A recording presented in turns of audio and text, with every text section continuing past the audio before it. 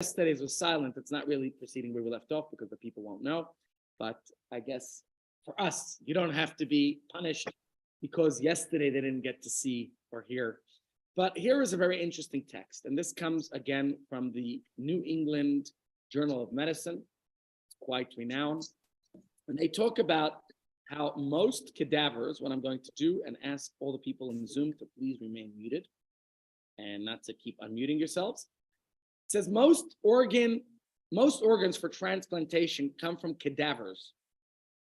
But as these have failed to meet the growing need for organs, attention has turned to organs from living donors.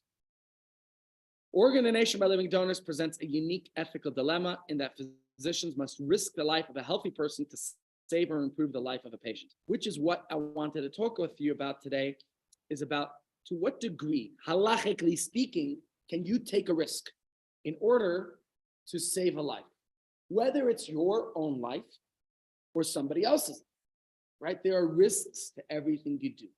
There are risks to crossing the street. There are risks to getting out of bed. There are risks to everything, but you're gonna have to do things because that's life.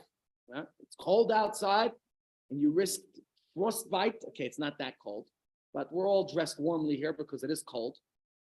There's load shedding. There's all types of problems. So the New England Journal of Medicine is telling us that there are risks involved in giving an organ.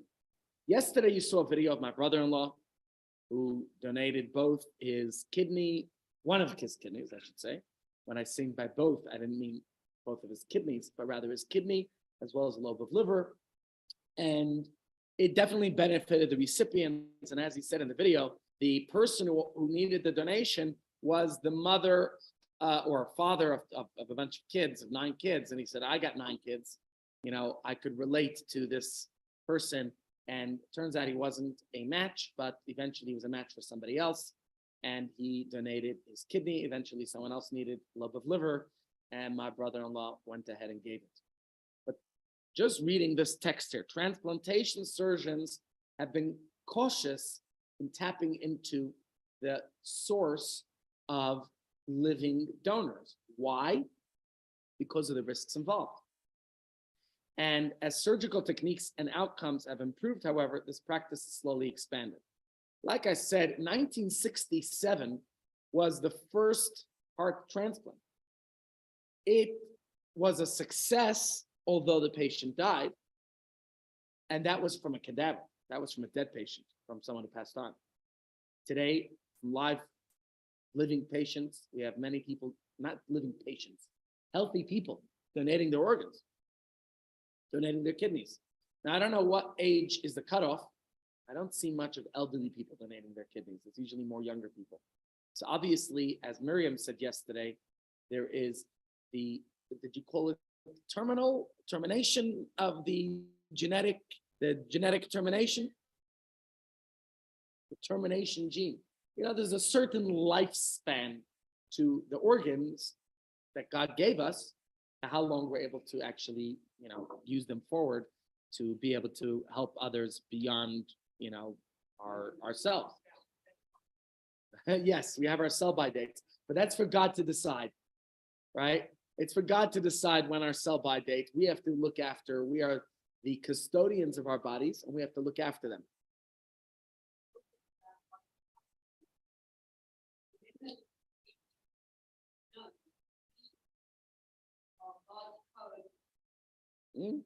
Absolutely. Yep. Now, there's, of course, just like the medical fraternity has discussions about this, there are obviously halachic concerns as well. And there's a number of halachic concerns that were raised in regards to, like we talked yesterday about the cadaveric donation, which is the deceased person. They said, is it going to be a desecration of the body? Is it to save a life, or is it just for scientific research? We can't donate for scientific research. However, when there is somebody, a person who's got a present danger, call it, right? They're in a similar circumstance to the individual who, let me go back to that slide. Hold on a second. I put that slide here. Let me find it. Here we go. This slide. When you're allowed We said if there's a clear and present danger. Clear and present danger means maybe there's somebody else with the same disease. Like I told you the story that I heard last week at the Hatzalah conference about these medical experts, right? These were doctors and paramedics who flew out to Botswana for a medical emergency, and it turns out they were all picking up some disease, something there that was making them all get sick. And after two of them died, they realized we better learn from this, right? What's causing it? This is a contemporary case. This happened last year. So when the halacha was talking about this is hundreds of years ago. And the halacha said if there's a clear and present danger, then even for purposes of, and yesterday someone asked about autopsy. For autopsy or for transplanting the organ. But I think it's a discussion about autopsy. If you're going to learn, it's going to help save more lives, then it would be allowed. But you don't have to worry about delaying the burial of a corpse or benefiting from a corpse or desecrating a corpse, because today's topic of discussion is not about a corpse, it's not about a deceased person.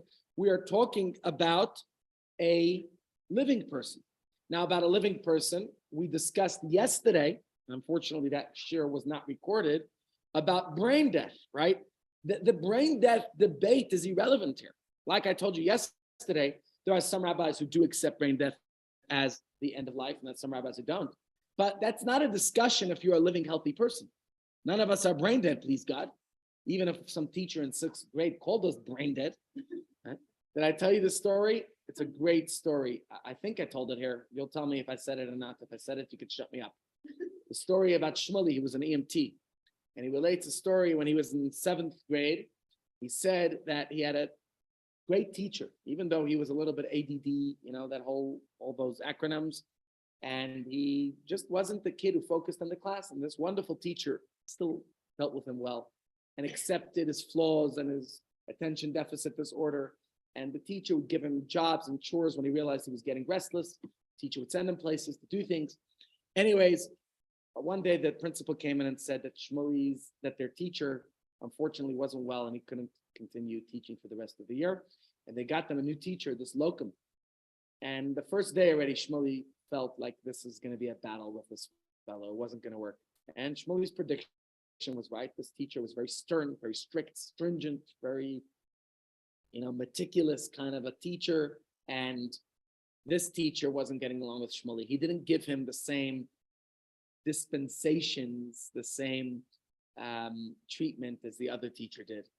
And it came to a loggerhead one day where he even called Shmuley's parents and had a meeting and said, listen, if Shmuley doesn't shape up, if Shmuley doesn't start to use his head, then nothing will be of him. He'll be a nothing the rest of his life. And this teacher was like, and those words really like a dagger stabbed him in his head. Like he really didn't appreciate those words. Anyways, Shmuley describes that he somehow managed to survive that year and the next and the year after. Eventually he was a teenager. He took a lifeguarding course and got paid in the camp to be a lifeguard, and he liked it. So he trained to become a EMT and eventually a paramedic, and he got married and became a plumber and supporting his family. And he was a volunteer EMT for Hatzalah in his neighborhood.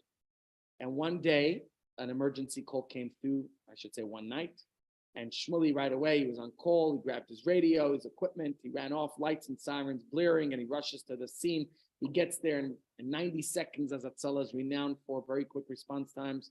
He comes in, and there's a patient lying on the floor, pulseless. And Shmuley right away begins to perform CPR, and he's giving the guy the compressions, and he's doing everything he can, and he puts on the defibrillator, and no shock detected, and he keeps pushing until eventually the defibrillator actually sensed a beat, and he's shocked, and before you know it, there's a pulse, and now there's more paramedics, and they take this fellow, they put him onto the stretcher, load and go, they rush him to the hospital while continuing to monitor him and taking all his vital signs. And on the way, Shmuley's getting the information, and by the time he delivered this patient and handed him over to the hospital, he realized who was this patient, none other than that seventh grade teacher from 15, 20 years ago. And Shmuley, of course, realized like something very strange.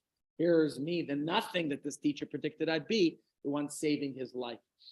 And a few weeks later, Shmuley receives a phone call from the family. They said, "We heard you're the man who saved our father's life, and we want to invite you to join us for a special celebratory event, Thanksgiving party, which is traditional in Judaism, that we thank God for saving the life."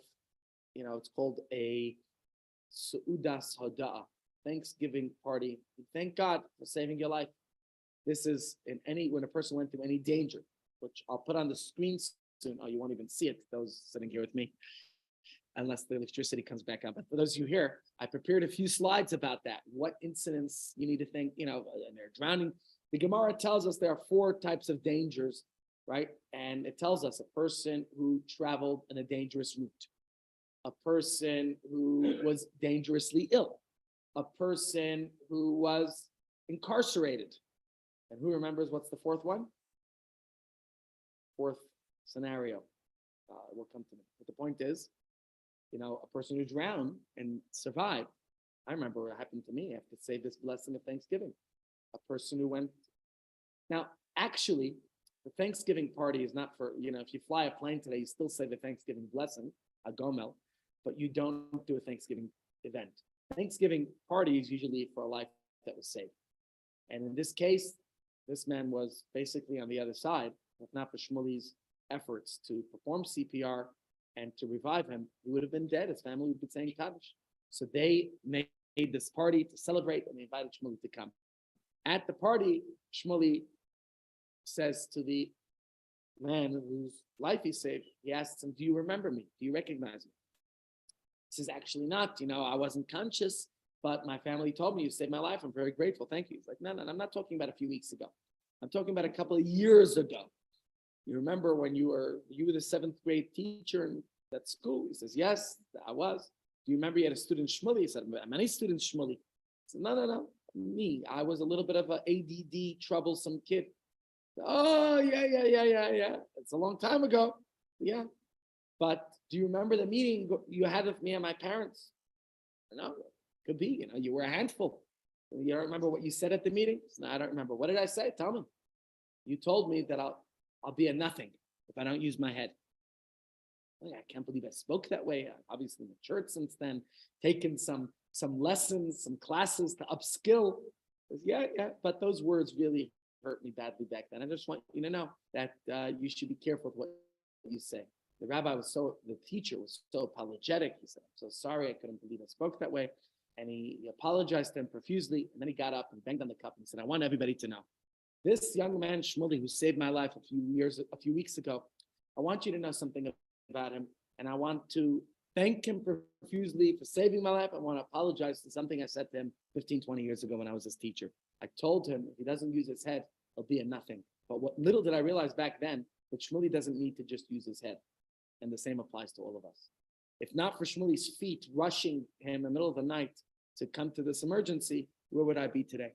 If not for Shmuley using his hands to perform CPR, where would I be today? If not for Shmuley's great heart that volunteers his time. Hatzalah medics don't get paid for their time to go out and save lives. Where would I be today? And no doubt he had to use his head, because let me tell you, you don't pass the exams of being a paramedic without using your head, besides for everything else. It's not easy to know all the different calculations and to remember everything we have to do. Let me tell you, I didn't think I'd pass those tests. So you have to use your head, okay? And it takes a lot of studying and a lot of hard work to pass those exams. Anyone who's a paramedic has worked hard to do what they do. There's a lot of simulations and a lot of information you have to learn, and to know how to take vital signs and how to listen to heartbeats and how to calculate all the different things and how to know. There's a lot of anatomy and physiology and pathophysiology and biology, and there's a lot to learn. And even though I could tell you that by now I've forgotten most of it, I took this course 15 years ago. So trust me, I've forgotten a lot of it. And also these days I'm more focused on the crisis response. I'm more of a psycho trauma responder than a paramedic. I'm still a qualified paramedic, but I don't do that so much anymore because during COVID, it was too much. And I eventually, took a break from that and I haven't returned to it. So I don't actually treat patients today in that sense. And let me tell you, you get rusty. You have to actually take a refresher course to know what you're doing and to study. So I might know some things, but in order for me to touch patients, so I know what Shmuley has to do. And this teacher said, I can't believe I spoke that way. I apologize. So the point I'm making here is that all the different concerns, there's a lot of calculations, even from a halachic perspective. What can you do? What can't you do? Like you could see here, only in a suffix chayla shelefanenu, or a chayla shelefanenu, which means there's a clear and present danger in front of us, are we allowed to perform certain procedures. When it comes to a living patient, the concerns are very different. It's putting someone at risk by putting them through a surgery, a loss of limb. And what I'm talking about is not only the patient, you're creating another patient. Here you have my brother-in-law, who's a perfectly healthy, good, guy, and he's going under surgery to give a lobe of his liver. It's an invasive surgery that's being performed. Not only that, they're taking his liver after he's already given his kidney. By the way, certain states don't do it. So, for example, my brother-in-law lives in New Jersey. They couldn't do it in the tri-state area. You know what the tri-state area is? New York, New Jersey, Connecticut. Those states don't do such surgeries, he said. He had to go to another state, to Ohio. In Ohio, they do perform it. To think, New York is a very advanced place. But New York doesn't allow to do a liver surgery on someone who's previously donated a kidney. They feel it's too risky. So if the hospital themselves, certain hospitals won't conduct the surgery because they believe that it's too risky to perform, then you can understand what the New England Journal of Medicine is talking about when it says that we're concerned about very risky treatment, about very risky surgeries in order to take from a healthy person. Now, the success rate has increased. It has gone up, which means today it's a much less risky surgery to be done, and therefore people should be encouraged to do it. And no doubt my brother-in-law is a great role model, an example to many people.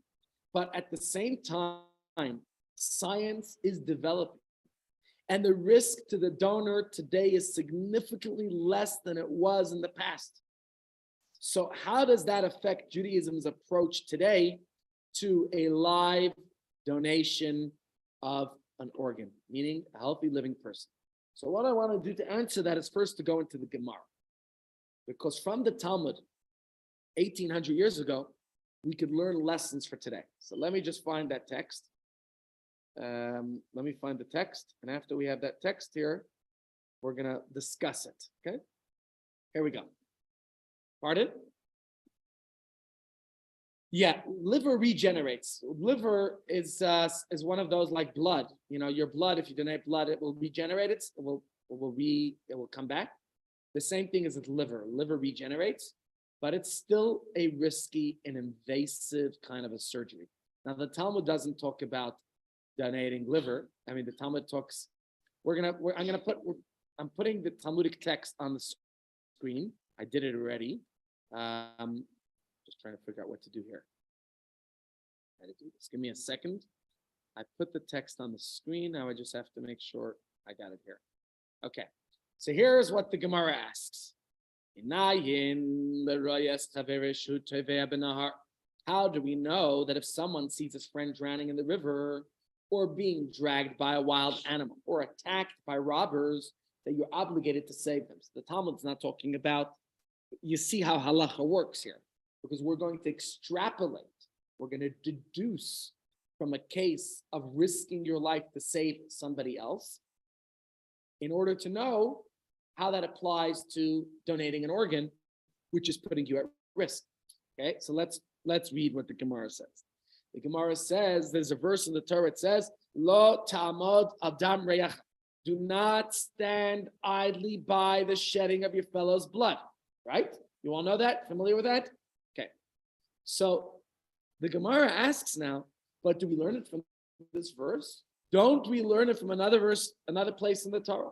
As we have learned, how do you know that one has an obligation to restore another's life, saving him in a case of danger? Says the Gemara, you have to return lost property to somebody. Somebody's object is lost. You have a mitzvah called Hashavas Aveda. The Torah says, return a lost property to someone, which means, the Talmud says, if somebody is hurt, if somebody's drowning, if somebody is being attacked by robbers, if somebody's in a dangerous situation, Torah is learning from this verse to return to them their lost object, to say that you have to help them to be able to get their project, their item back. And the Gemara says in this case, from this verse, that you should return to him alone. One would have concluded that one must only save another's life, one's own bodily effort, with one's own bodily effort. So you see somebody drowning, you're going to jump in to save them. But there's no requirement to spend money to hire others to save another's life, just as one's not required to spend money to save someone else's property. If you see somebody's property burning down, it would be nice of you to come and extinguish the fire. But does that mean now you have to go and start buying exterminators and all types of equipment and a fire truck and water loads? Says the Gemara, yes. That's why we need the verse to say you should not stand by the shedding of your fellow's blood, to teach that one is required to spend one's own financial resources to save a life. What does it mean to spend financial resources? First of all, if let's say you spend money to help save someone else's property, it would be nice for that person to pay you back, right? If they can. But the point is, the Torah says, that already mentions earlier in the verse, that you're required to return lost property to a person. So let's say somebody lost something. You have an obligation to return the lost property to them. So the Gemara here is telling us that the last word, v'hashe voisa loi, that you should return it to him, it seems superfluous because the Torah already said to return. So the Talmud deduces that the repetition is alluding to the obligation to restore a person's health as well. That why would the Torah say something twice? Rather, it's not just telling you to restore lost property. The Torah is also telling you to return lost health, exactly. It's not just about property, it's also about health. So from this point in the Talmud, it delineates the parameters of the obligation to save a life. And it makes it clear that you have to not only exert physical effort, but also even to spend money financially to help save a person's life. Now, this is what the Talmud is telling us very clearly, that you have to do everything you can.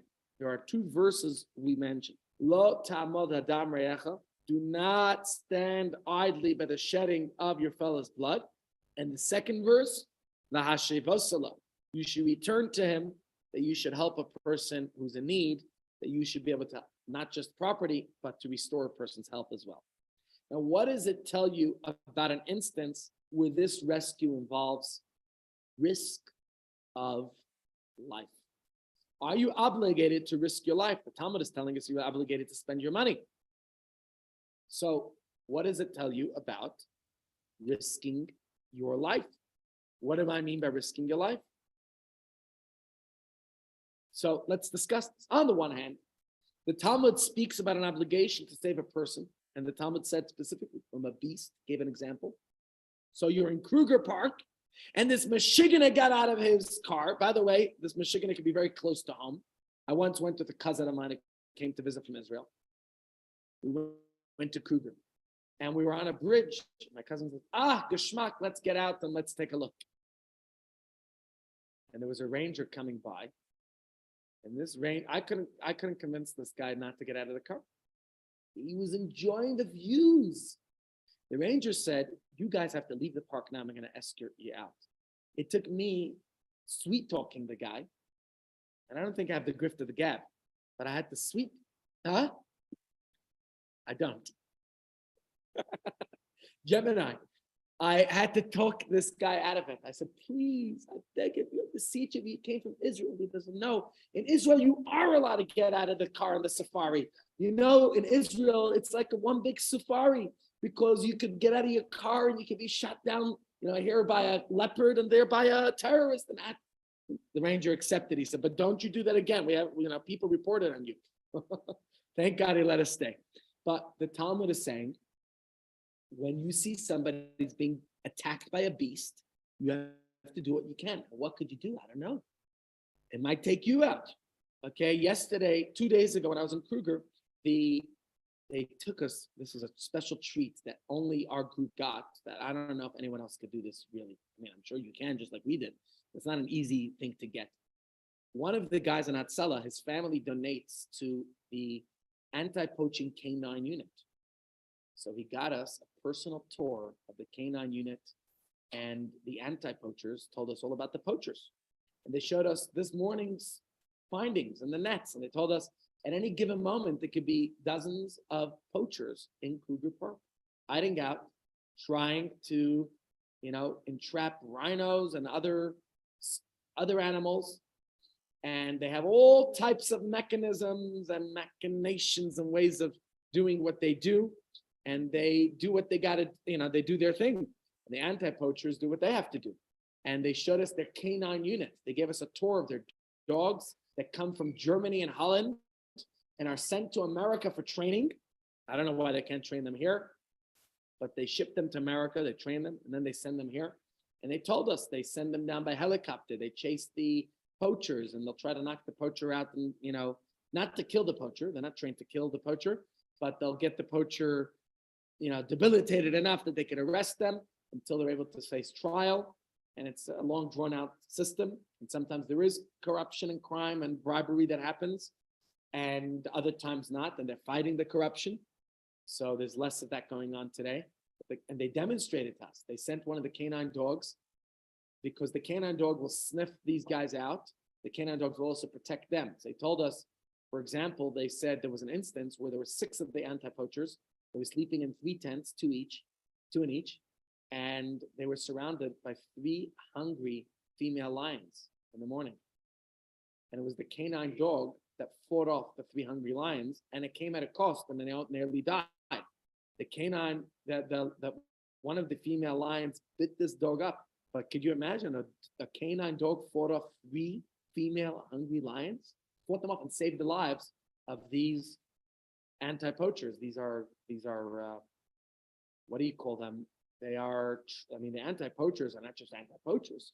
These are trained rangers and officers, and they carry ammunition. And sometimes it's easy to shoot, but sometimes you're not prepared.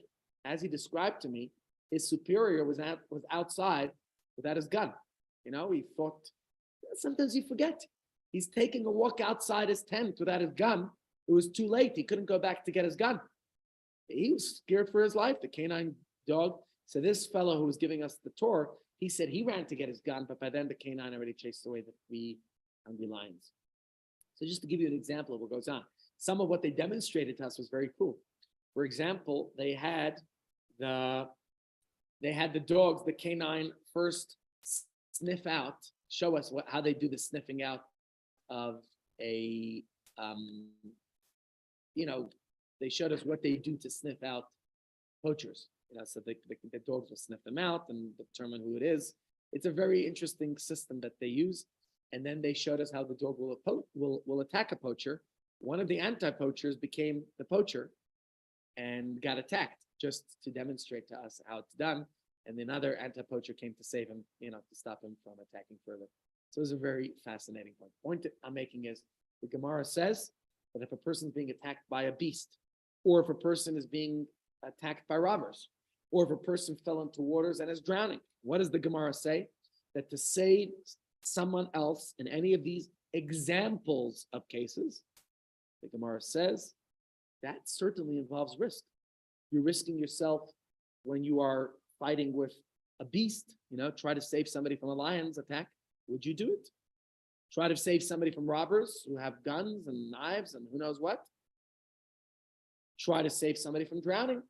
Good example. I mean, if are you not risking your life going into treacherous waters, even if you know how to swim? So this is the discussion of the Talmud. And the Talmud tells us that indeed you're obligated to undertake some risk to save a life. The question, of course, is how much risk? And that's something that's discussed by the sages. And that is not clear because the Talmud just says you're obligated to risk your life. And it gives two verses from the Torah to prove it. So on the one hand, the Talmud's saying risk your life. On the other hand, you might argue that the Talmud concludes by telling us that the verse says you should not stand by the shedding of your fellow's blood. Now, what does that teach us? That it's not enough to make a physical effort. You also have to spend money to save a life. But it doesn't say that the verse comes to teach us that you have to risk your life to the extent that you will lose your life. Like we know a father who, I said last week, who jumped into the waters and unfortunately lost his life. And a mother did the same. They both happened at the same time. W. Hachstadter and Rebbitzin, she's my wife's friend, Fetterman. I think that was her name. Either way, and maybe the Talmud is saying that maybe you just have to spend your money, but maybe not, maybe the physical limit is to monetary expenditure and not to risking your life jumping into water when you can't actually do it. And this is something that's discussed by the sages. And it's a debate to this very day. Yeah.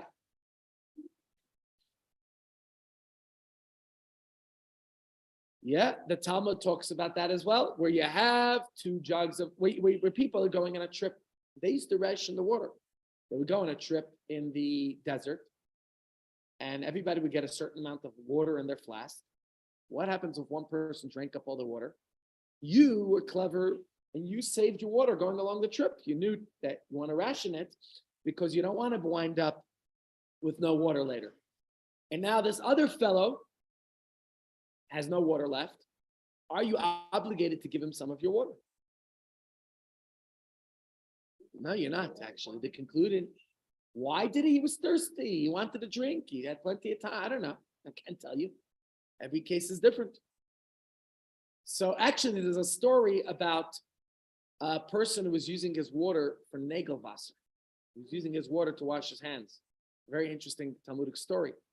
And the other fellow travelers with him, they were going in a convoy. Back in those days, today you could say you go in cars. And today, of course, we have convenience stores along the way. Maybe they had back then, I don't know. In fact, once there was a group of people going on a journey. Maybe it was even in the desert with our ancestors. This week's Parsha, they complain about the manna. They complain about their food. They got bored of it. So at some point, there was a person selling ties. The guy says, don't bother me with ties. I don't need ties. I'm hungry. I want food. I need to go to a restaurant. Eventually, they find a restaurant. This restaurant was so upscale, so high class, they wouldn't let anybody in without a tie. Now we have to go all the way back to the guy who's selling the ties. So you gotta know what you gotta buy. But it's not clear from the Talmud to what degree of risk you have to assume in order to save somebody's life. And there are Talmudic passages that are ambiguous, and that's why many of the sages discuss this and debate it and hash it out and say to what degree. And I prepared a slide. Let me see if it's the next slide. I'm struggling with this a little because of my cracked screen. I prepared a slide that would turn it. Okay, so first we'll look at this text and then we'll look at that slide. I'm sure it's the one right after this. This is from Moshe Feinstein. There are different degrees of risk that the sages discuss. So let's first look at what they discuss, and then with the slide will clarify exactly what we're saying. To what degree do you have to risk your life? You have to risk, but to what degree? So we'll give you three opinions here, and let's look at it and then discuss it and see. So let's first look at Rabbi Moshe Feinstein. He says, it is not obligatory for one to take on a possible risk in order to save another from certain danger. Somebody fell into the water. You know how to swim? Okay, maybe that's not a certain risk. But what if there's major waves? Last week, there was a young boy who came to talk to us. He was swimming in Cape Town last summer. And I don't know what hit him, but if it was a wave or something, and he was very badly injured. His friends pulled him out, but he couldn't feel his legs. And he was rushed to hospital, but it wasn't an easy rescue to get this kid out, a 15-year-old boy. I was in Cape Town at the time, actually. I remember the story coming out. It was quite scary. Eventually, they got him to the hospital. His family owns Kalula, I think, right? And they got him to the hospital. He was in the hospital for many, many months. And after a long, arduous road of recovery, he is a paraplegic today. He can't walk on his own. And he's made major strides.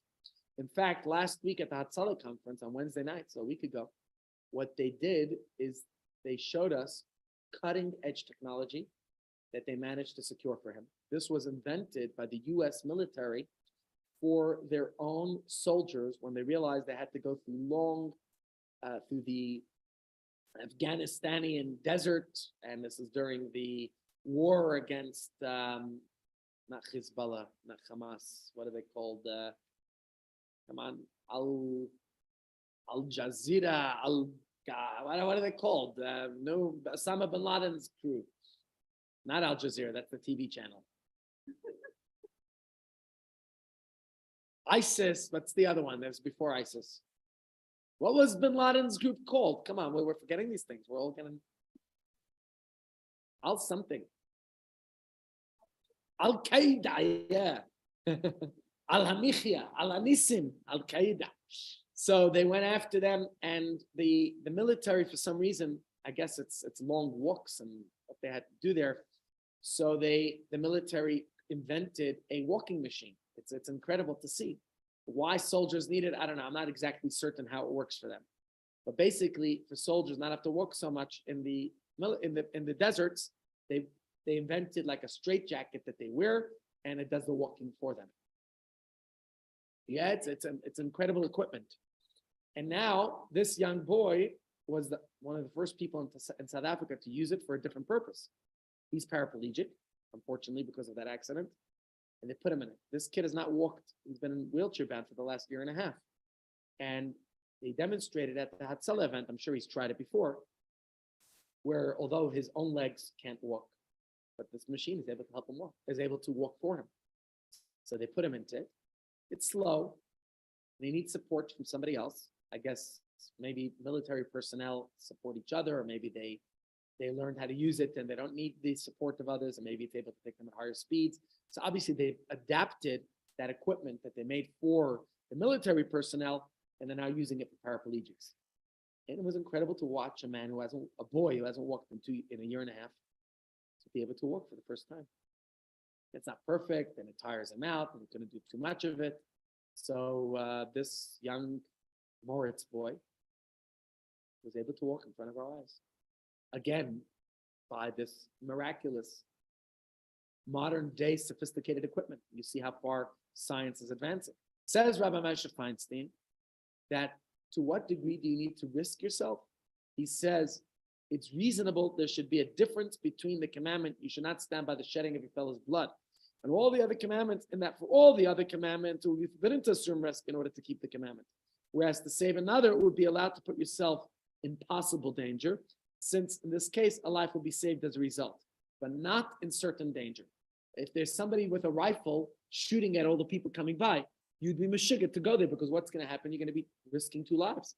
If there's treacherous waters and you're going to try to jump into it, what's going to happen? You're going to lose your own life. I saw it with my friend Davi Hofstadter. I saw it with my wife's friend who went into the waters to save her child, and both of them unfortunately died. Davi Hofstadter's case, at least his son's life was saved, but his wasn't, unfortunately. So this doesn't mean you're allowed to kill yourself to save someone else. I'm not sure how killing yourself to save someone else would work. And it's obviously forbidden, because the Torah tells us, Chayecha koidmin, your life comes first. And that's why in the case of the water, you wouldn't be allowed to give your water away to another person, because Chayecha koidmin, your life takes precedence. V'chai b'hem, the Torah says. You have to live by them. So it's only where there's a possible risk to the rescuer that Rabbi Moshe Feinstein allows the rescuer to assume the risk since it is possible that both will end up living. So if you know how to swim, you could jump into that water and you could save the life of the person who's at risk. And in that instance, Rabbi Moshe Feinstein allows it because he says, well, hopefully you could be able to save that person's life. And that's what we're aiming for, right?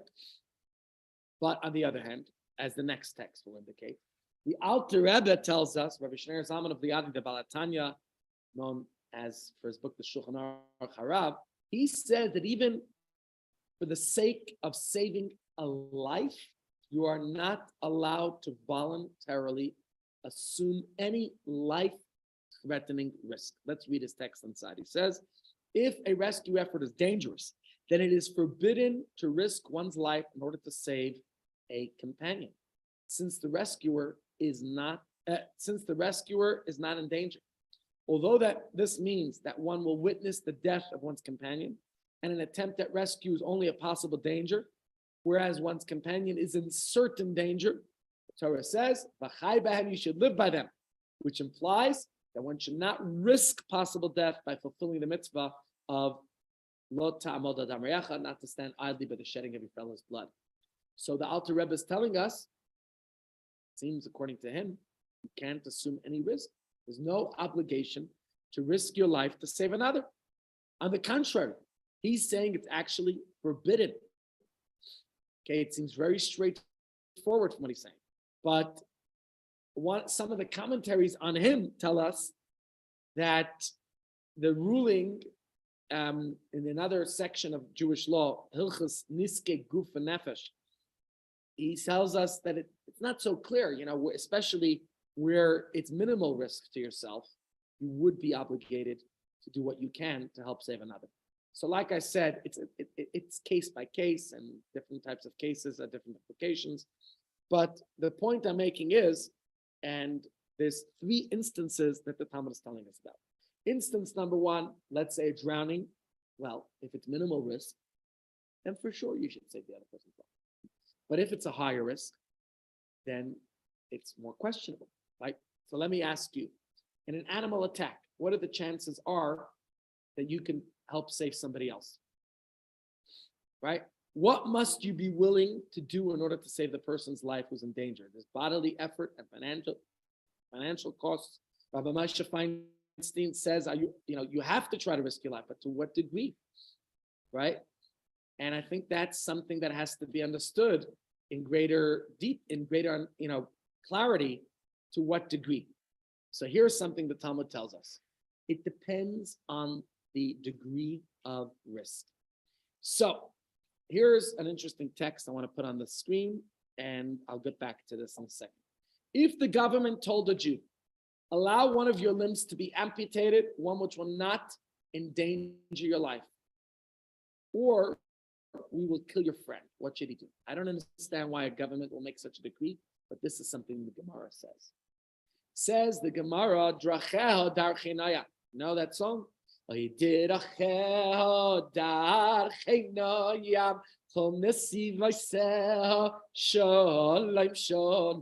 it's a Mordechai B'David.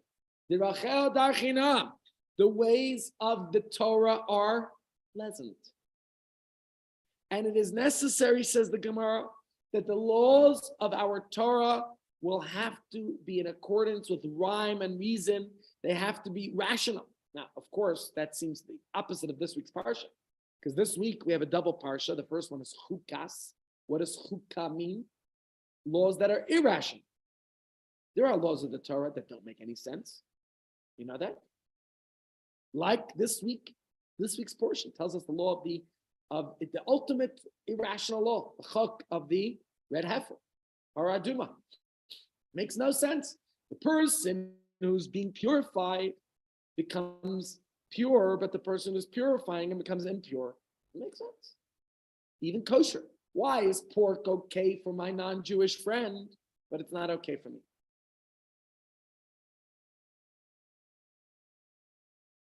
Yeah, every person who becomes impure has a process and procedure of becoming pure. That's what the parsha is about.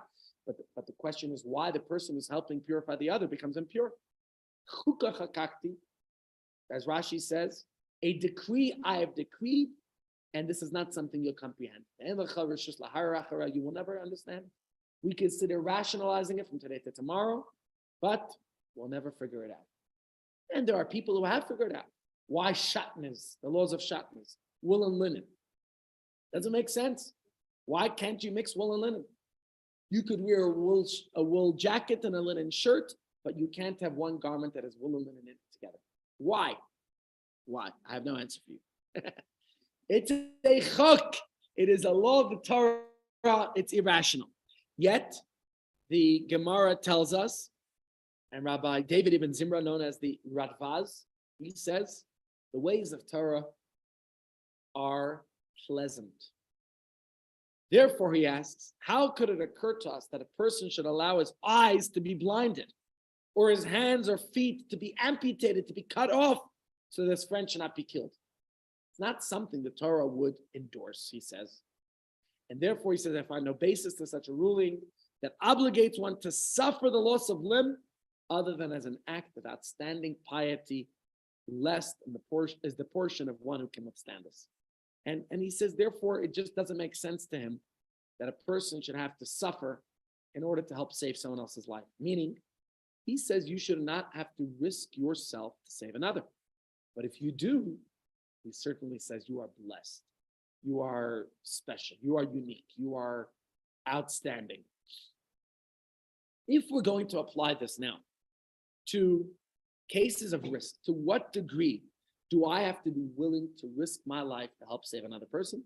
Well, if we're going to go with live organ donation, that means you, a healthy, living person, to be willing to go under the knife in a surgery. To what degree should you be willing to be doing this? In a case of a cruel ultimatum, the Radvaz says, I don't see any reason why you should have to do it.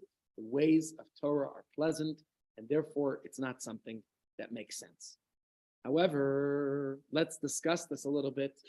To what degree are you risking your life when you help save somebody else, when you donate an organ? If you're donating blood, is that a risky procedure? In fact, 3 weeks ago Sunday, I was at Hatzalah House donating blood, and guess who was sitting right next to me? Clive, your son. Gary, no, your son. Glenn was sitting right next to me, also donating blood. It was easy. By the way, I did get a little queasy towards the end. I think that they didn't train their nurses very well, whoever was doing it that day. You get a little queasy. So you get a lollipop, you get a sucker, you get a fizzer, a Coke, and it brings your sugar levels back up. It's important, I learned over the years, because if the nurse or whoever the phlebotomist is that what they call phlebotomists? Yeah?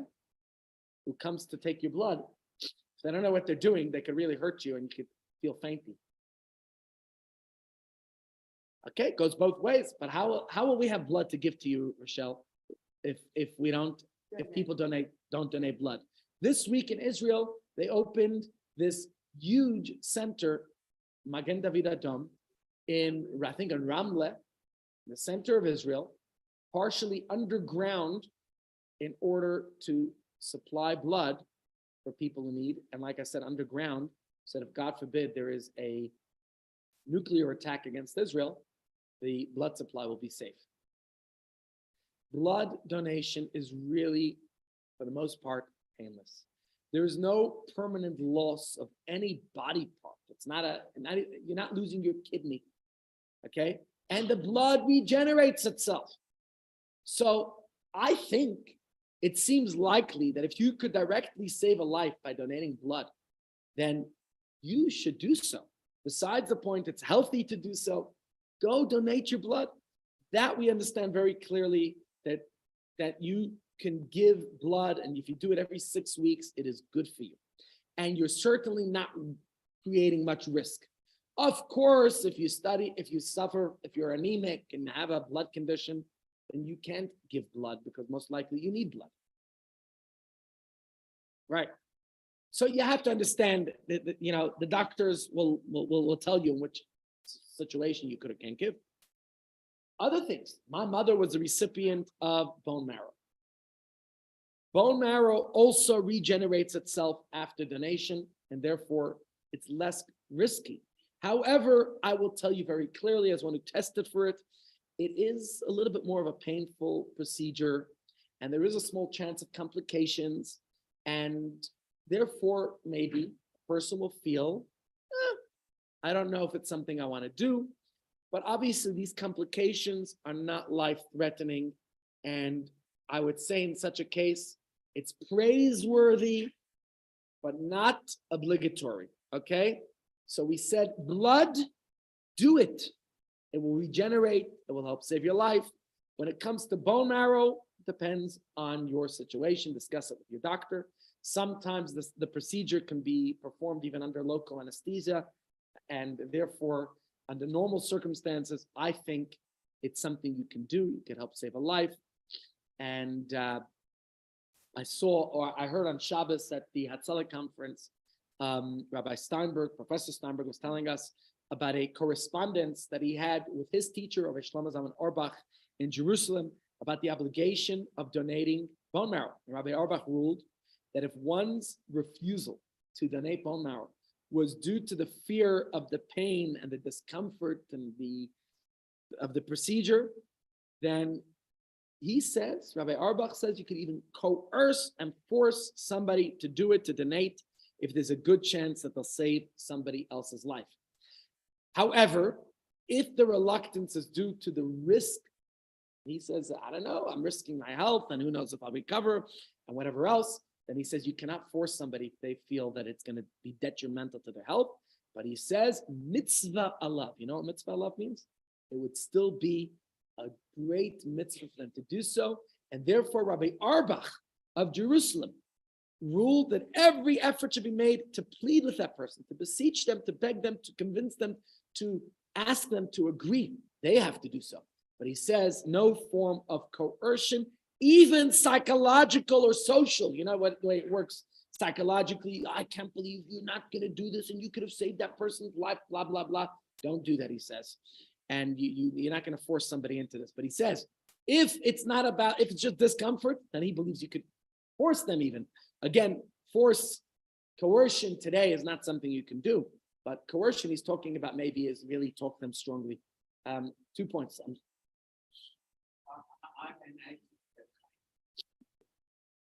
Okay, that's a tremendous mitzvah. But platelets also will regenerate, and therefore it's a mitzvah to do so.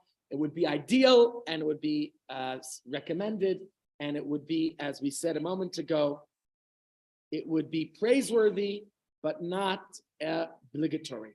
Yes, Miriam.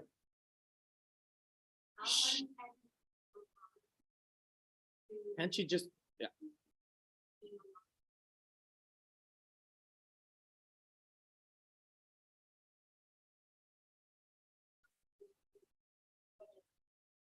Right.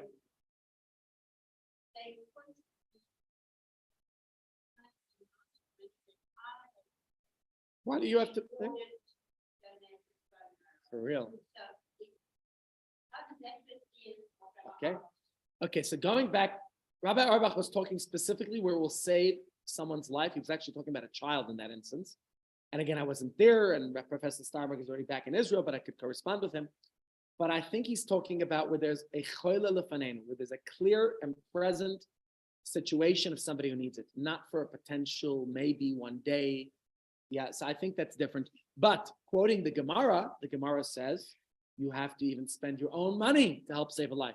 So if there was a clear and present danger, and there was meaning a sick person who needs it, a patient who's in need of your bone marrow, and I don't know why it's not covered by the organizations or the insurances or the medical aid or whoever, you might even be obligated to spend your own money, not only your pain and the risk of you giving your bone marrow, which is an invasive procedure, and certainly is not comfortable and can be painful. It might even be some degree of risk. And now you're not only doing that, you're also paying out of your pocket. And it seems to me from the Gemara that might be, if there was a patient who needed the bone marrow right now, to me, it seems the Gemara might say you would need to do it. Yeah, but if it's not somebody to you, I mean, what does it mean clear and present?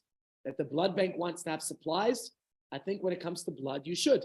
Because blood, there's constantly people who need blood, and there's always blood transfusions that are happening, and the more blood you could give, the more lives could be saved. But when it comes to, what's that?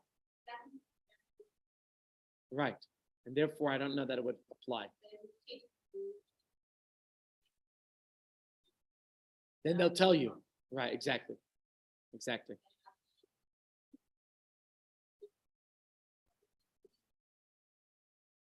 Could be. My mother needed it.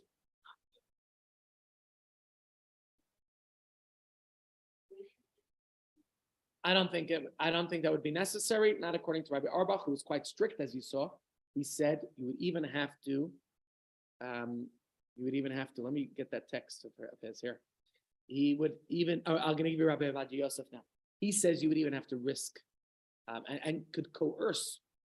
Coerce, I'm putting in inverted commas because I don't, how are you going to coerce somebody? You're going to go there and put a gun to his head? That wouldn't be right. Okay?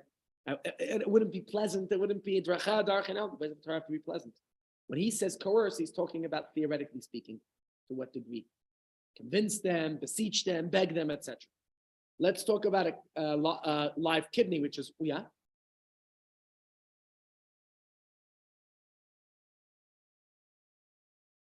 Really? Why?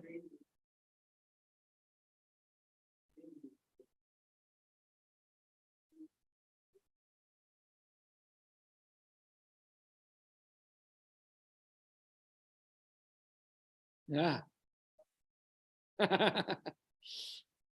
Look. Yeah. Yeah. Okay. So you need those transfusions, and therefore it's important that we are able to donate blood so that when you need a transfusion, you will be able to easily get it. Imagine if people didn't donate blood. How would you get? I don't know if they've come up with artificial blood yet. They may have, but I don't think it's as conducive and successful and good as they're getting there. Science is. Have you seen lately in the media?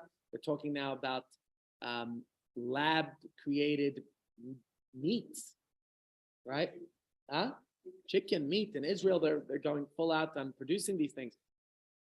Would it be fleshig? No, but my point is, if you're seeing the advancement of that, is artificial blood as good and effective as real blood? Will they stop asking for blood donations if they're able to create it on their own? Right? So obviously there's the benefit of real live blood that will make the difference. And therefore, I encourage anyone who can't donate blood, so that Rochelle or anyone else who's in a position who needs to get a transfusion of blood will be able to do so. Like we said, bone marrow, a little bit more of an invasive, a little bit more painful, but Rabbi Shlomo Zalman Auerbach was of the opinion that if there is a specific individual who actually needs it, you do everything possible to convince someone who's able to donate their bone marrow. However, he says, if the bone marrow donor, the potential bone marrow donor, is afraid of the risks involved, he says, then you cannot coerce them, not psychologically, not socially. Don't push people into doing this type of thing. The kidney donor. As you know, my brother-in-law donated his kidney. You saw the video yesterday. And that is considered basically quite a safe procedure. Many, many people have donated kidneys, but there are certainly risks involved. There's no doubt you're going under a knife, right? In fact, I would say it's a double-edged risk involved. On the one hand, there could be complications of the surgery, like Henry just said, who's the one holding the knife, right? And the fact that the donor is now left with only one kidney remaining, which possibly, potentially, can lead to future health complications should that one kidney fail, right? So it's certainly a risk. And medical data has shown, and I heard this at the conference in the past weekend, I'm almost sure Rabbi Professor Steinberg said that today it's a 98.5% success rate when it comes to kidney. It's become so common that the risk is so minimal. 1.5% risk. It's very little. It's very extremely low. And advances in transplantation medicine have led to a great decrease in the risk of kidney donors, a very low mortality rate. That doesn't mean to say that it doesn't happen that a doctor, excuse the colloquial proverbiage of screws up, it happens. On the way to the conference, both ways, we had great speakers. I'm not talking about myself. I gave a nice shiur, no doubt, but we had other doctors they utilized every moment for academic discussion. We had a doctor talking to us, and he was discussing a local doctor, didn't tell us who, not somebody from our community, but there was a local doctor who messed up on a few surgeries. And this is causing major harm now to the medical fraternity. Why? 2 doctors in the past year are getting sued now for what they did. Now, this doctor is a major surgeon, he says. If you're going to start suing doctors, doctors are not going to want to be doctors, because you're saying, there's always risks and complications that are involved in any procedure. So now a doctor's being sued for a surgery that he failed in. And now all doctors are thinking twice. Do we want to take on a risky procedure? Why would we want to do it? We're going to get sued. In fact, one of these doctors was taken out. So the other doctors are being even more petulant. Yeah.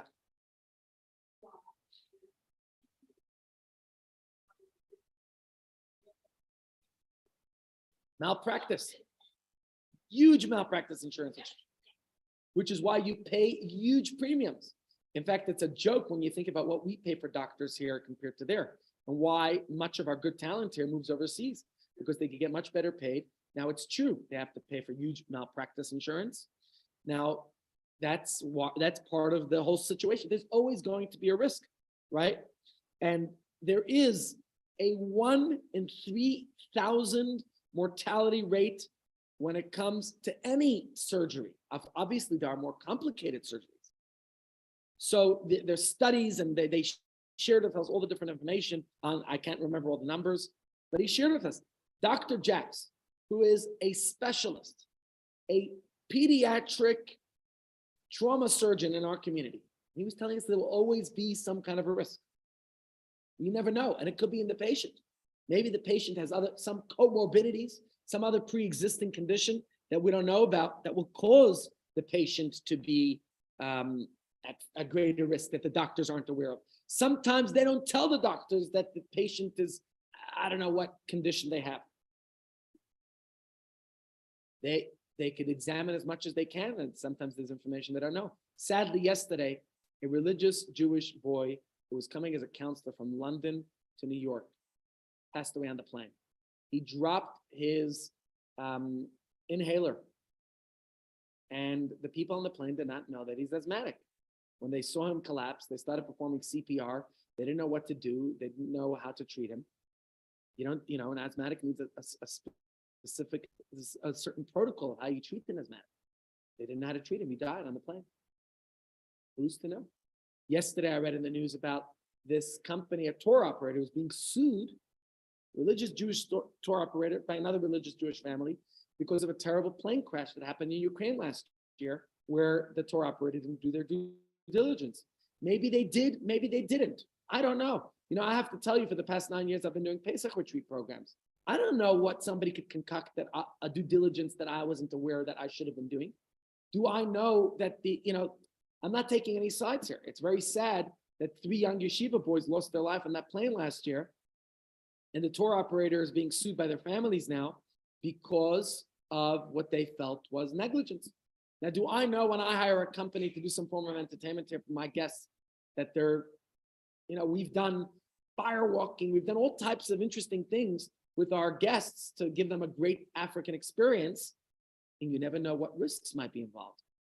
So when it comes to the riskier types of treatments or procedures or transplants, there are definitely going to be situations where there's more risk. And according to Rabbi Moshe Feinstein, who was one of the great poskim, the halachic authorities that I've been telling you about, he holds that one is allowed to take a risk in order to save another person's life, right? You don't know how to swim? Well, in that case, he doesn't say jump into the water, but you know how to swim, but maybe there's going to be a major wave. He says still jump into the water. 10 minutes. Yeah. So in that case, I think, even though there's a greater risk, and doing a kidney transplant. Now, honestly speaking, like Tzipora just mentioned, the doctors are going to do their due diligence before they're willing to do the procedure. They're going to check what risks are involved. And maybe somebody who has, I don't know, I have gout. I know that gout has caused me some kind of, not the gout itself, but by taking anti-inflammatory, I had no clue that I hurt my kidneys. Yeah, the doctor told me when to stop taking that medicine is killing your kidneys. Why was I taking it? Because I refused to go on to chronic medication. So I was only taking acute, there's certain medicines you take, an anti-inflammatory for acute attacks. Did I know that these anti-inflammatories that another doctor prescribed to me once is going to hurt my kidneys? I had no clue. I found out the hard way. Did a blood test. So to what degree, to what percent of danger? Different rabbis have different opinions. It's going to be hard for me to take you through everything I learned on the weekend at Hatzalah, but I could tell you that Rav Elyashiv said if there's a 30% risk, you're allowed to take it. And in this case of helping save someone else's life, according to Professor Steinberg, there's only a 1.5% risk. That's minimum. And he says in that case, go for the kidney donation. However, not everybody will qualify for it. And that's something that the doctors are going to have to check for you. Every single case is different. I want to conclude today's shiur with a text here from Rav Avadia Yosef. Rav Avadia Yosef was a Sephardic, I think was he the Sephardic chief rabbi of Israel sometime. And he had very interesting opinions. Let's read his perspective here. He says, the truth is that we have been informed by expert and God-fearing physicians that the level of risk to a kidney donor is extremely low, and that 99% of the donors return to normal health. Okay, according to Professor Steinberg, it's 98.5. Okay, that doesn't matter, 98.5, 99%. So he says, therefore, the standard rule is that it's permitted. You're taking such a minimal risk to help save someone else's life. Of course you should do it. It's permitted. Not only is it permitted, he says, it is a mitzvah to donate one of your kidneys to save the life of an endangered fellow who suffers from renal failure. Now, would that allow me to do it? I don't know. If I've already had some kidney damage, I'm not sure if it would allow me to. I don't think so. But for my brother-in-law, he didn't. Not only did he donate his kidney, he donated his liver. And he says this mitzvah is worthy of protecting the donor like 1,000 shields. You hear to what degree? It will protect the donor. Obviously, every case is different and is depending on the lifestyle of the donor. And the donor is not always going to be allowed and depends on their medical fitness and the family history of kidney disease and all the other matters. And it's also important to know that other rabbis, there's a big Chabad rabbi in Israel who permits live kidney donation, even according to the Alter Rebbe, who seemed to say you're not allowed to take risk. He says the risk is so minimal that therefore it would make perfect sense. Now, still, can you obligate? Can you coerce somebody like Rabbi Auerbach said you could even force somebody? No. Praiseworthy, but not obligatory. Why? Because it involves, first of all, the procedure itself is risky, minimal risk. But there's a loss of an organ. A person's losing a kidney. A kidney doesn't regenerate like blood, like platelets, like bone marrow, like liver. It doesn't regenerate. And therefore, you're never required to sacrifice a limb, even to save another person's life. You cannot convince and coerce and cajole and do any of that. It wouldn't be right. Let's quickly look at a few other things because lunch is waiting. Live, you can donate a kidney, but you can't force anybody to. You can't convince them, maybe convince pleasantly, but you can talk about it, but not always is that the case. The story I told you, I'm sure I mentioned it last week. Rabbi Kalbach relates a story about two Holocaust survivors, and one was living in New York, the other in Toronto, and they needed a kidney, and they found a donor in Toronto, fellow Jew. Oftentimes, people from similar backgrounds, Ashkenazi people could be an easier donor for Ashkenazi people. Even within a Jewish community I'm talking about, because I guess coming from similar backgrounds, Sephardim have different sets of genetic diseases. And if you look around the world, Asians will have specific diseases that we don't know about it. And Africans will have certain diseases that Caucasians aren't going to have. And these are interesting things that people, Gaucher's disease is more prevalent in Ashkenazi communities. Sephardim have different. So you're looking at one Jewish community, we're one family, yet we're prone to different types of diseases. My computer's turning off here. My battery's dying. So I think this is an indication that this will be, when we talk about liver, I mentioned that my brother-in-law donated his liver. After donating a kidney, it's a more dangerous procedure. And that's why certain hospitals won't do it, especially after a person donated a kidney already. But liver does regenerate, okay? But there's a greater risk. It's a more complicated procedure. And even though praiseworthy is my brother-in-law for doing it, but some rabbis say that it's a lot more complicated and shouldn't be done. Giving a second kidney would certainly be forbidden, because how's a person going to live? It's impossible to survive long-term without both kidneys functioning. Even people who are on dialysis still have their kidneys, just they're not functioning well. So you can never give the second kidney. And I think if we talk about the case that we mentioned about the fellow who was in jail, and it was, about his daughter. If the first kidney failed, then for sure, what are you going to say about the second kidney? Besides the point, a person can't live without the second kidney, and you can take risk. The discussion was to what degree of risk you could take, but you cannot terminate your life to save another. That would never be allowed. So that is the point about organ donation. You want to donate an organ, you should certainly do so. Like we said, blood is easy. And platelets are also, they regenerate. You get more complicated with bone marrow, and you get more complicated with kidneys, and you get more complicated with liver, but they're all allowed. But a second kidney, for sure not. And the point is, a person should talk about it. To save a life is the greatest mitzvah. And therefore, talk about it with a halachic expert, not me. I'm not a halachic expert. I'm happy to talk about it with you. But Professor Steinberg, who came tonight, is a doctor and a rabbi. That's a profession. That's an expert, somebody who understands medicine and understands Jewish law and is able to discuss the matter with you. But what I'm giving you is just a taste. And from a taste from this, you understand you cannot risk your life. You cannot die to save your life. You can take certain risk, and we said the risk is minimal in those cases. When it comes to a cadaveric donation from a dead person, you have a very short window of time to harvest those organs. I'm talking about cornea. I'm talking about lungs. I'm talking about heart. I'm talking about so many of the other vital organs. If you take them out of a living person, they'll die. So for sure you can't do that. But if you take them out of a dead person, they may have atrophied. So what's the in-between living and dead? Halacha tells us it's a form of a person called a gosis. A gosis is somebody who's dying. And that's the kind of person you might be able to do. But you're never allowed to expedite death. So the only time it would be allowed is in brain death. And that's a major debate. Is brain death brain death? Is brain death considered dead?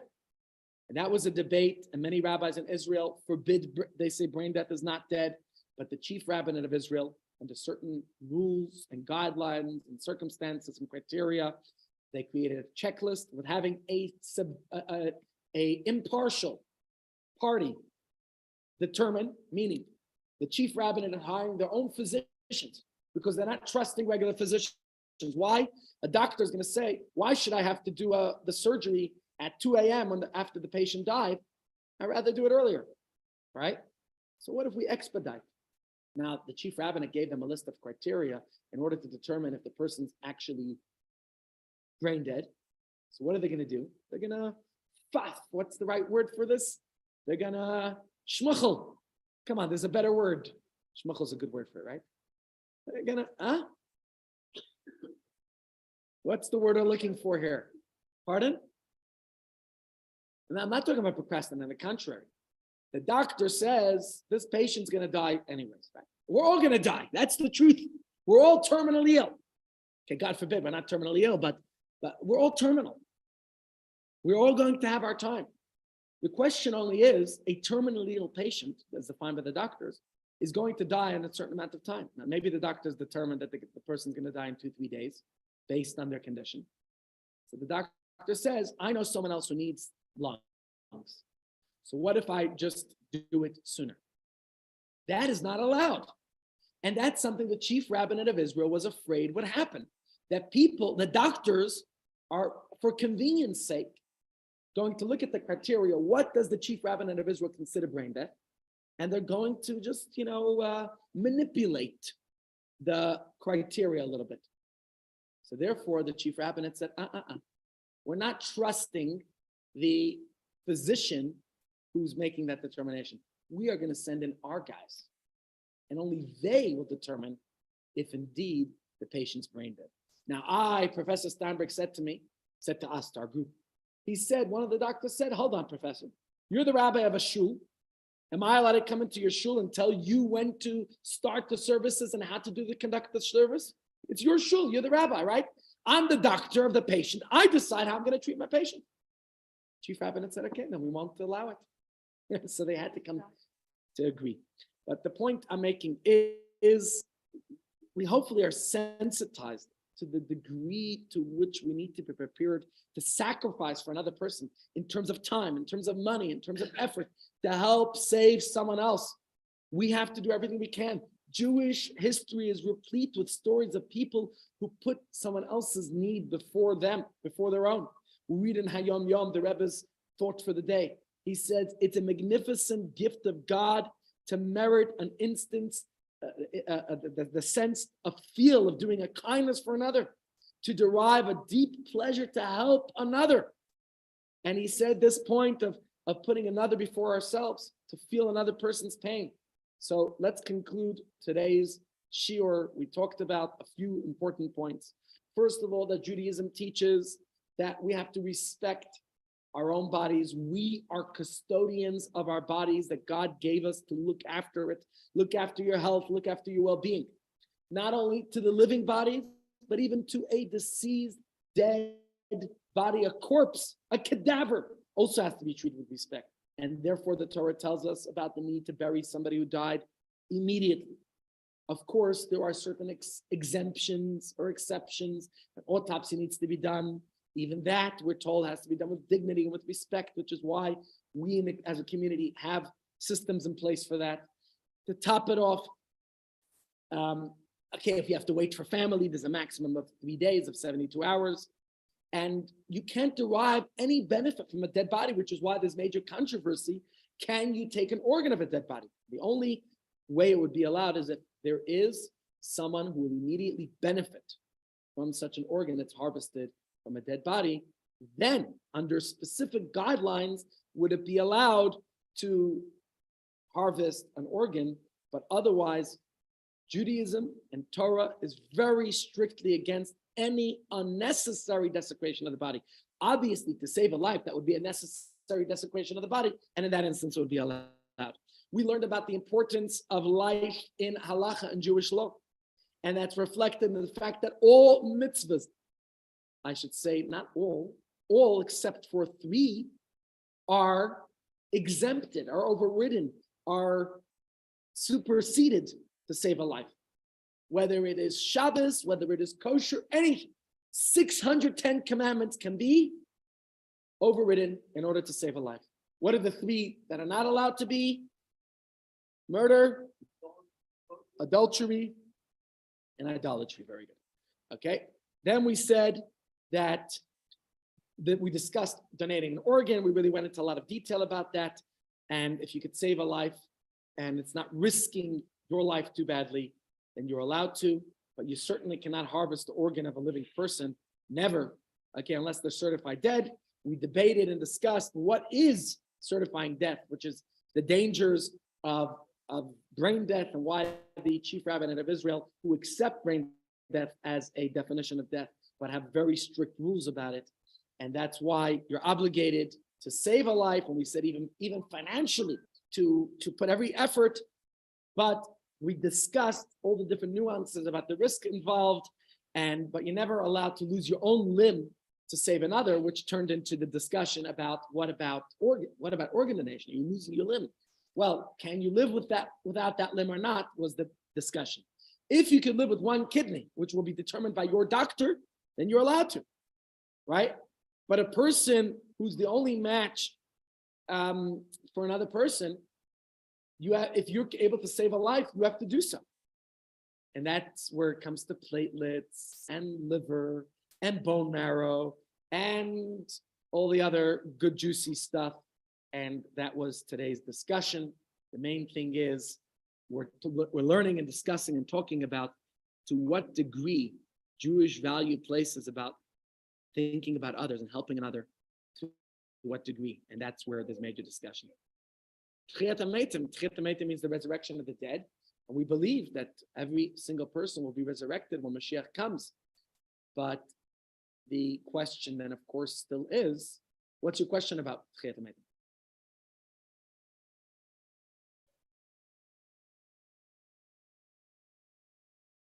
Yes, one of our members here is going for surgery today to have his toe amputated.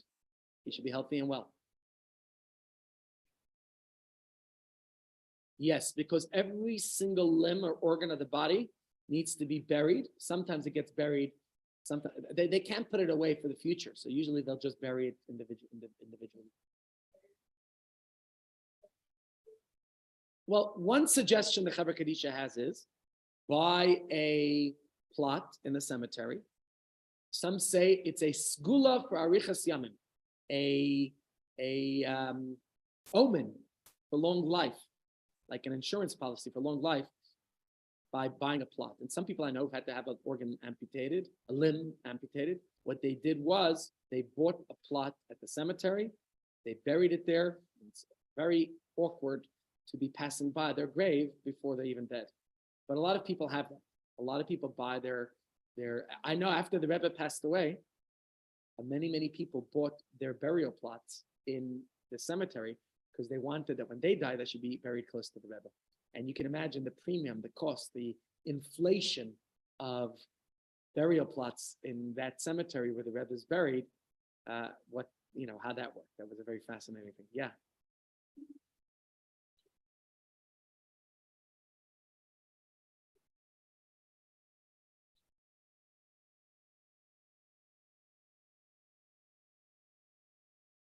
So, okay, so that's, although you have to be very careful, and I want to conclude with a story that I just heard. I don't know if I told it to you. It's a fresh story. I just heard it yesterday from my Hatzalah medic. I did tell it to you yesterday, but it didn't record, so I'll tell it for the people on Zoom. So, to save a life always takes precedence, and therefore, if God forbid I'm 120 years and I'm dying, and my heart can help save someone else's life. Now, they're not going to take an old person's heart, so that's not really the case. So unfortunately, usually a heart, as with Lori D., the Rebbitzin, who was murdered, she was a person in her 40s. They were able to take her heart to help save another person's life. You don't have to be worried about Tchiyas HaMeitim. When Mashiach comes, God will give us all new hearts. But to save a life will take precedence over being buried with all our limbs and organs. To conclude, the story was that in 1994, last week, so it's 29 years ago, I remember that day very clearly when the Rebbe passed away. So the Rebbe's funeral was taking place, and the Hatzalah medics went back to the hospital where the Rebbe was being treated for those last few weeks of his life. A special wing was designated for the Rebbe's treatment, and they went back there to collect all of the items, because actually you talk about being buried not just with all your limbs and organs. You know what else? Because blood and other things come out, even the linen, even the tubes, even other items that were used for that person's treatment are collected and buried with them, because they have mucus, and I don't know, they have certain tissues and blood and things, and they bury it with them. So 2 Hatzalah members went to Beth Israel Hospital in Manhattan to go collect these items so they could be buried with the Rebbe's coffin. And when they were there, there was a major accident that occurred. What happened was a truck came into the hospital and somehow drove over the oxygenation supply. Now, the way a hospital works is it has a major supply of oxygen, and it's there's like a system of tubes, and like our electricity and our waters pumped through to our homes, their oxygen is pumped through to all the rooms. But unfortunately, it was terminated by this truck's, whatever the truck did, and then no oxygen. Now, I'm sure they have some backup oxygen in the hospital. I mean, they've got a couple of oxygen tanks they could immediately bring in to patients who are in critical need. But just think about it. Almost every patient in the hospital usually needs supplemental oxygen, and the hospital did not have enough. So being present there to collect these items to be buried at the Rebbe's, in the Rebbe's coffin, these two Hatzalah members quickly turned onto the radios and they explained the situation to the dispatcher. The dispatcher asked any Hatzalah members who have an extra, usually Hatzalah members won't just have one oxygen tank, we'll usually have two canisters to try to bring it over. 250 Hatzalah volunteers rushed over to Beth Israel Hospital, brought their oxygen tanks with the tubing, nasal cannula, and whatever different types of tubes. And imagine, 250 patients at that hospital were able to get oxygen thanks to the paramedics who came to collect. So he said to me that the Hatzalah members, and this guy said he was supposed to be in Baltimore for a wedding. He wasn't feeling good, so he stayed behind, which meant he was able to attend the Rebbe's funeral, which meant he was able to bring oxygen and save more lives at the hospital. So he said the Rebbe was always into saving the world. And even at the day of his passing, he passed away and left and was taken from the hospital to be buried. Even that day, he was able to save so many patients in that hospital. Quite a story. All right, ladies and gents, enjoy lunch tomorrow. 3 weeks and the laws of Tisha B'Av. Be here or be square.